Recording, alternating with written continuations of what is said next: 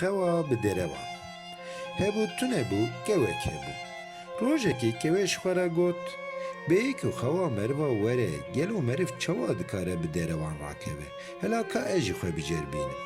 Ji xwe re wiha got û dûre ji çavên xwe girtin ji bo ku bi derevan rakeve. Lê tam di wê bîstikê de roviyek ji wir derbast bû. Rovî bala xwe daye ku wayê keweka çavgirtî li ser zinêre. Rovî hêdîka çû ji par re rahişt kevê û baz da. Kewê hew mêze kir ku wayê di devê rovî de ye.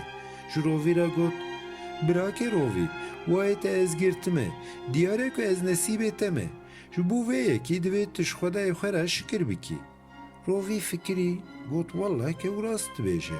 Ji bo vê qismetê divê ez ji xwedayê xwe re şikir bikim. û dûre jî got, şikir ji xwedê re ku ev qismet da.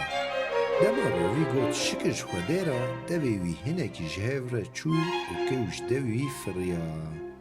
Çû li ser zinarê kêleka wî venişt. Rovî şeqizî, bi ker bû hêrseka mezin bankê wê kir û jê re got, mala wî hezar carî neavabe hêçî kesê ku birçî be û bibêje şikir ji xwedê re. Kewê jî bersiv daye, jê re got, rast e, ez jî dibêjim mala wî hezar carî neavabe hêçî kesî ku xewa wî neyê û bi derevan çavên xwe bigire û rakeve.